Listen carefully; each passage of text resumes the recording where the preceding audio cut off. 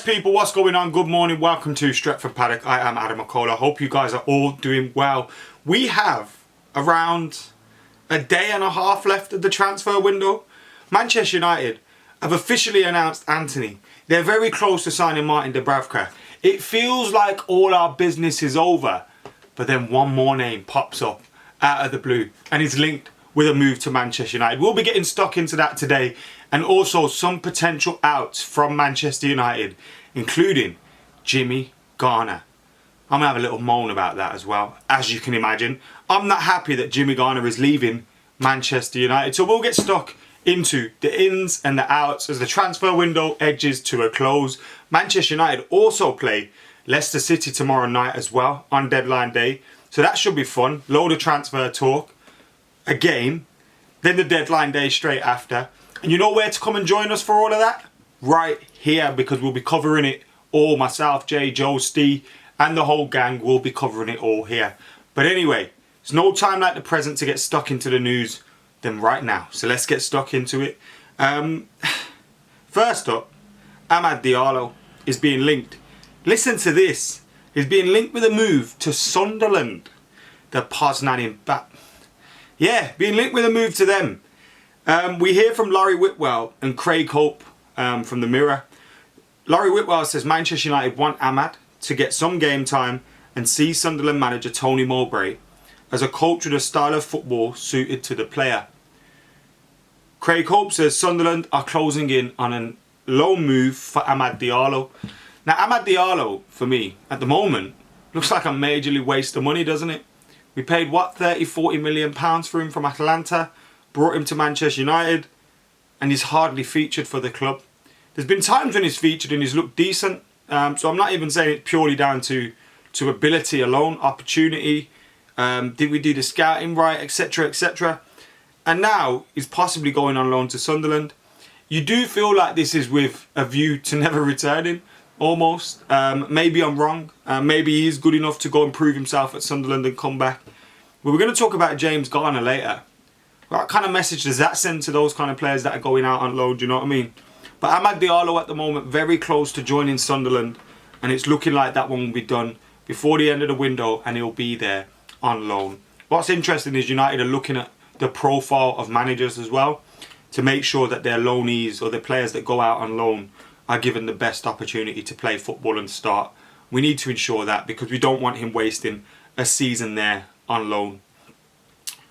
We hear as well, Tahith Chong is leaving Manchester United, not on loan but on a permanent. Now, he played for Birmingham City last season on loan, and it looks like Birmingham City are going to get him on a permanent move. They're also signing one of his teammates as well, which will be great news for him.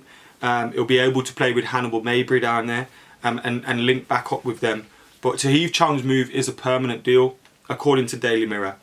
I also read some tweets saying the potential fee is like £1 million. Look, I don't know how true that is. I didn't see it from a reputable source. But if it's only £1 million, you have to question how Manchester United are doing business in terms of their sales and things like that. Because these players are worth more than that, aren't they? It also shows you the position Tahith Chong's in. Came through the academy with so much potential. Given opportunity on pre-season tours and a few seasons in the first team. Sent out on loads of loans and then leaves without really ever making it for Manchester United. He was a player that came with huge potential.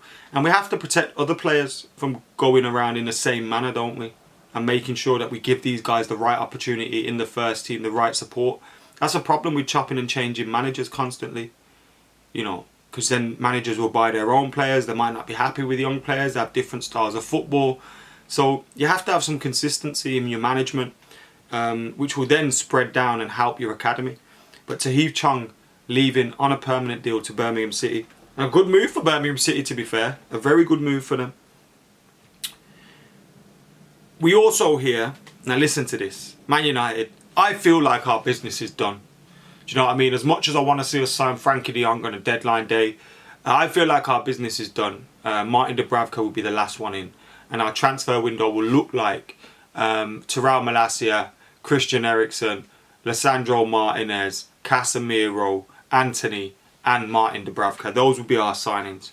But we are still being linked with a move by the Telegraph. Jason Burt from the Telegraph Has said Manchester United are again exploring signing a right back, having been told Sergio Dest and Thomas Meunier are both now available on loan. They had thought their business was finished with Anthony and Martin Dubravka, but there could be a late deal. More on Telegraph Football, he says. Now, Sergio Dest has been linked with Manchester United, as has Meunier been linked with us previously. But obviously, maybe because of the transfer fees or the talk of the deals, Manchester United have kind of walked away from those deals. Sergio Dest spent a few seasons at Ajax in their first team before moving to Barcelona a couple seasons ago. Right back. So if he comes in, you'd imagine Aaron Wan-Bissaka is on his way out. He's being linked with a few moves. I think West Ham have been linked with him and a few others. But then other reports say that he's going to stay. So everything seems to kind of be up in the air. Maybe Sergio Dest, and whether he comes to Manchester United or Meunier come to Manchester United depend on whether Aaron Wan-Bissaka finds a move. But you kind of feel like you have to do one before you do the other. Because we're sitting there waiting for someone to come in for Aaron Wan-Bissaka, which isn't going to probably happen. And we're not getting Sergio Dest. Whereas if you bring in Sergio Dest, you make it clear that Aaron Wan-Bissaka is for sale, you probably get more people coming forward for him. But there you go. Aaron Wan-Bissaka could potentially be leaving, could potentially be staying, depending on who you believe. But the Telegraph are linking United with a move for Sergio Dest. Is our business still ongoing? Are we still in the market, or is it done? I've got a feeling it's done, but you never know. So let's see what happens. And remember, we'll be covering it all here on Stretford Paddock. So there's good reason to hit that subscribe button. Now, The Athletic are reporting that Everton are closing in on a £15 million deal to sign James Garner from Manchester United. They're close to signing the United midfielder James Garner in a deal that could rise to £15 million. Southampton, Leicester and Nottingham all expressed interest in signing Garner this summer, but Frank Lampard's Everton appear to have won the race for his signature. I seriously feel like Everton, I know Everton's close to Manchester, it's probably close to his home, close to his family. I just feel like it's a bad move. They're going to be changing managers soon, and what if the manager comes in, he don't like her? There are problems, but nevertheless, it's a Premier League club, a big statured Premier League club, and I'm sure he'll be earning a lot more money. But £15 million, United are getting robbed. United are getting robbed. And what does that say to Hannibal Mabry and all that? We send Hannibal Mabry out on loan, yeah? To Birmingham. What? All right, you can do as well as you want, but come back. We don't care. We'll still pick Scott McTominay in the squad ahead here. I just find it frustrating why we'd let James Garner go. Surely you can receive a similar kind of fee for Scott McTominay and keep James Garner in the team. Surely you can. We still need a midfielder. Surely you could have kept James Garner in the squad anyway.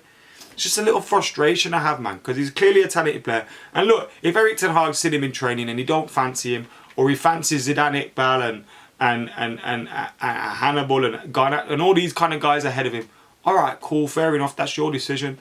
But James Garner went away. He did really well on loan. He's teared it up in the Championship. Helps his team get promoted. Comes back. Surely you get an opportunity at United, especially when our midfield is the way it is. And we don't have to worry about, oh, but he's playing with McFred.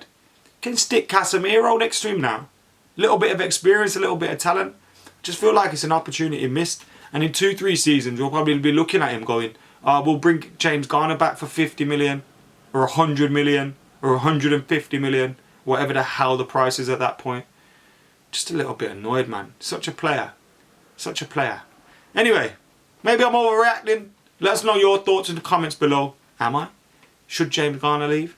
Let us know. Comments below. Make sure you're keeping it locked. Until next time, I'm going to get out of here. But yeah, hit that subscribe button. Also, hit the subscribe button on youtube.com/Adam McCullough and twitch.tv/Adam McCullough. See you in a bit.